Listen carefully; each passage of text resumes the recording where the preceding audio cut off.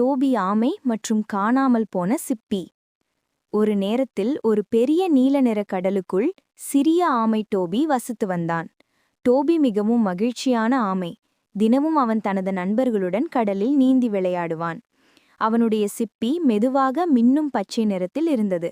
அது அவனுக்கு மிகவும் பிடித்தது. ஒருநாள் காலை டோபி சூரியனின் ஒளியில் நீந்தி விளையாடிக் கொண்டிருந்தான். அப்போது ஒரு பெரிய அலை அவனை தள்ளி கடற்கரைக்கு அடித்தது. டோபி சிரித்தான். வாவ், என்ன அழகான அலையடி என்று கூறி மீண்டும் நீரில் இறங்கினான்.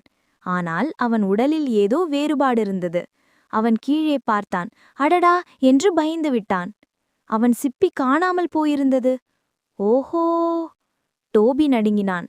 என் சிப்பி இல்லாமல் நான் எப்படி வாழ்வது? அதை தேட வேண்டும் என்று முடிவு செய்தான். அவன் கடலுக்குள் நீந்திச் சென்றான். வழியில் ஒரு நண்டு அவனை பார்த்தது. என்ன ஆயிற்று டோபி, இப்படி பதட்டமா இருக்கே என்று கேட்டது. டோபி சொன்னான், என் சிப்பி காணாமில்லை, அதை கண்டுபிடிக்க உதவுவாயா? நண்டு உடனே சிரித்து, நிச்சயம், கடற்கரை அருகே நம்ம பார்த்திடலாம் என்று சொன்னது. இருவரும் சேர்ந்து மணலில் தேடினார்கள். ஆனால் எங்கும் சிப்பி இல்லை. அதற்கிடையில் ஒரு சிறிய கடல் குதிரை சீ ஹார்ஸ் அருகே வந்தது. அது கேட்டது, நீங்கள் என்ன தேடுகிறீர்கள்? டோபி சொல்ல, என் சிப்பி காணாமல் இருக்கிறது. கடல் குதிரை சிந்தித்தது. காலை நேரத்தில் ஒரு பெரிய அலை ஒரு சிப்பியை குகை அருகே தள்ளி வந்தது போல தோன்றுகிறது என்று சொன்னது. டோபி, நண்டு, கடல் குதிரை மூவரும் சேர்ந்து அந்த குகைக்குள் நீந்திச் சென்றார்கள்.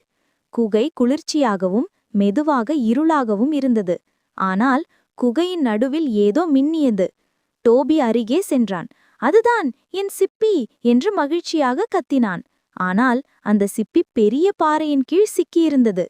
நண்டு தனது பெரிய நகங்களால் மெதுவாக பாறையை தள்ளியது. கடல் குதிரை அதன் வால் மூலம் சிப்பியை இழுத்தது. சில நொடிகளில் டோபியின் சிப்பி மீண்டும் அவனது பக்கத்தில் இருந்தது. அவன் அதில் மெதுவாக நுழைந்தான். டோபி நண்பர்களை பார்த்து, நன்றி, உங்களின் உதவி இல்லாமல் நான் என்ன செய்வேன் என்று சொன்னான். நண்டு சிரித்தது. நண்பர்கள் என்றால் இதுதான், ஒருவருக்கொருவர் உதவுவது.